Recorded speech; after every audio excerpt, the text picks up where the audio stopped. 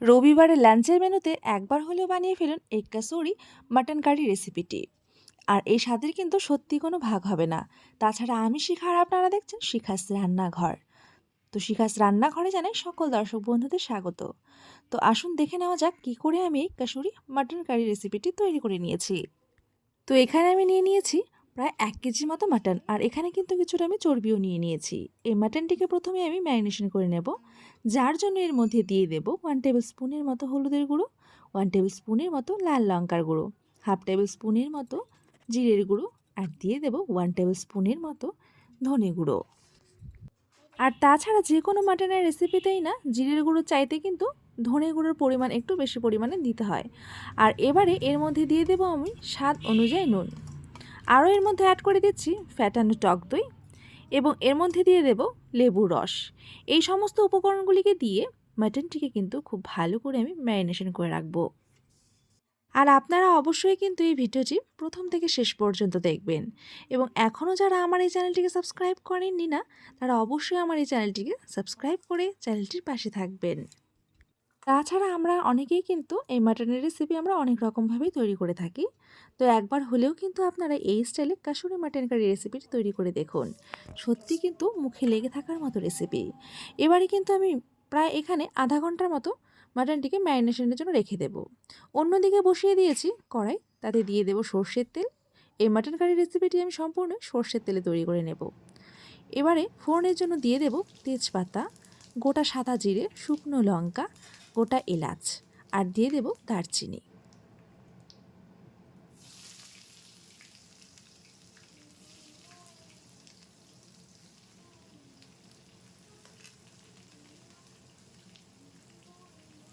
ফোড়নের মশলাটিকে খুব ভালো করে ভেজে নিয়েছি, আর এরপরে দিয়ে দিয়েছি কুচি করে কেটে রাখা পেঁয়াজ।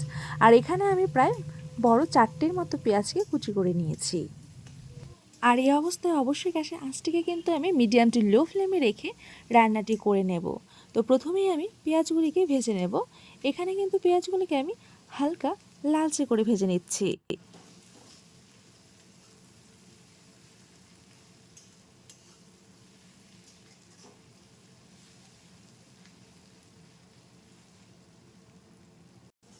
তো এখানে কিন্তু দেখুন পেঁয়াজগুলি কিন্তু খুব সুন্দর ভাজা হয়ে এসেছে। পেঁয়াজগুলিকে কিন্তু এর থেকে আর ডিপ করে ভাজবো না, এই অবস্থাতেই রাখছি। এবং এর মধ্যে এবারে অ্যাড করে দেব আদা, রসুন এবং লঙ্কার পেস্ট।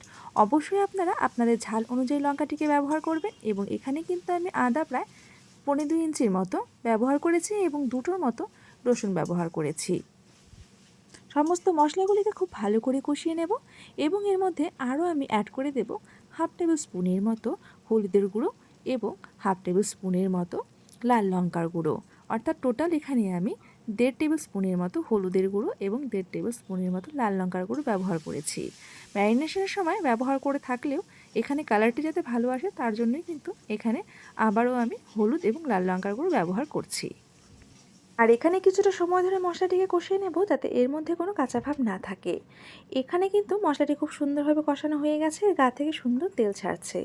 এই অবস্থায় আমি অ্যাড করে দেব ম্যারিনেশন করে রাখা মাটনগুলি।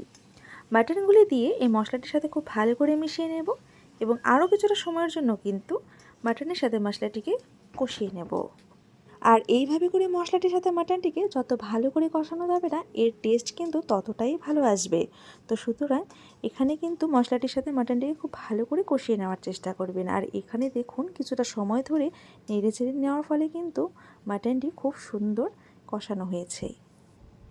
এবং এই অবস্থায় কিন্তু আমি এর মধ্যে অ্যাড করে দেব উষ্ণ গরম জল, যাতে করে মাটনটি খুব ভালো সেদ্ধ হয়ে যায় এবং গ্রেভিটিও খুব সুন্দর তৈরি হয়। সেই পরিমাণ হিসেবে কিন্তু আমরা এখানে জল ব্যবহার করব।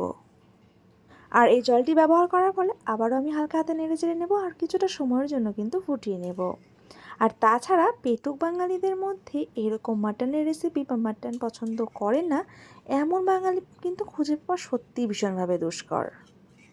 আর পেটুক বাঙালিদের পাতে যদি থাকে এরকম মাটন কষা, তাহলে কিন্তু সত্যিই জমে যাবে। আর তাছাড়া আমি কিন্তু এর মধ্যে অ্যাড করে দিচ্ছি গোটা রসুন।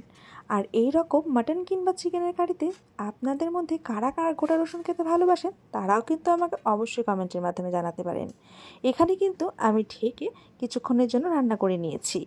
তাতে করে দেখুন মাটনটি কিন্তু এখানে খুব সুন্দর সেদ্ধ হয়ে এসেছে। আর গ্রেভিটাও কিন্তু খুব সুন্দর তৈরি হয়েছে। আর গ্রেভিটিকে কিন্তু ঠিক আমি এই অবস্থাতেই রাখবো, আর এর থেকে খুব একটা ঘন করব না। এবারে আমি এর মধ্যে অ্যাড করে দেব কিছুটা ফ্রেশ ধনেপাতা কুচি। এই ধনেপাতা কুচি অ্যাড করাটা একদমই আপনাদের অপশনাল, আপনারা চাইলে নাও অ্যাড করতেই পারেন। আর এই ধনেপাতাটি অ্যাড করার পর আমি আবারও কিছুক্ষণ সময়ের জন্য কিন্তু নেড়ে ছেড়ে নেব, এবং এই ধনেপাতাটিকে মাটন কারিটির সাথে খুব ভালো করে মিশিয়ে নেব, এবং আরও কিছুটা সময়ের জন্য কিন্তু আমি এখানে রান্না করে নেব।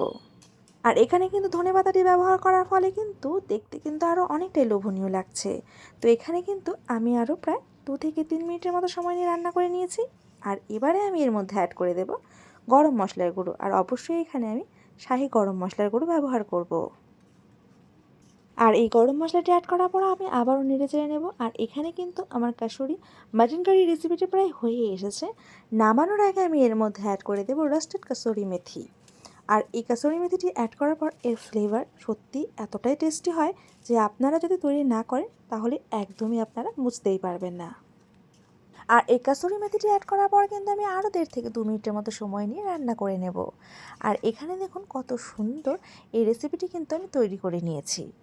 আর এখানে কিন্তু আমি 1.5 থেকে 2 মিনিটের মতো সময় নিয়ে রান্না করে নিয়েছি। আর এই অবস্থায় কিন্তু আমি গ্যাসের আঁচটিকে অফ করে দেবো, তাহলেই আমার সম্পূর্ণভাবে তৈরি হয়ে যাবে কাসুরি মাটন কারির রেসিপিটি। আর তাহলে তো আপনারা বুঝতেই পারলেন যে কত সহজেই কিন্তু এই কাসুরি মাটন কারি রেসিপিটি তৈরি করে নেওয়া যায়। তাহলে আর দেরি কিসের, এবার আপনারাও বাড়িতে বানিয়ে ফেলুন এই কাসুরি মাটন কারি রেসিপিটি। আর তাছাড়া এইরকম কাসুরি মাটন কারি রেসিপিটি না বাসন্তী পোলাও, ফ্রাইড রাইস কিংবা গরম গরম ফুলকো লুচির সাথে খেতে কিন্তু সত্যি দারুণ লাগে। আর আমার এই রেসিপিটি আপনাদের কেমন লাগলো সেটা কিন্তু অবশ্যই আমাকে কমেন্টের মাধ্যমে জানাতে ভুলবেন না। আর ভালো লাগলে অবশ্যই লাইক, কমেন্ট এবং আপনাদের আত্মীয় পরিজনদের সাথে প্রচুর প্রচুর করে শেয়ার করে দিন, যাতে করে তারাও আমার এই চ্যানেলের রেসিপিগুলি দেখার সুযোগ পায়। তাহলে আজকের মতো আমি এখানেই শেষ করছি। আবারও দেখা হবে আপনাদের সাথে অন্য কোনো নতুন নতুন রেসিপির সাথে। আর আপনারা অবশ্যই ভালো থাকবেন এবং সুস্থ থাকবেন। ধন্যবাদ।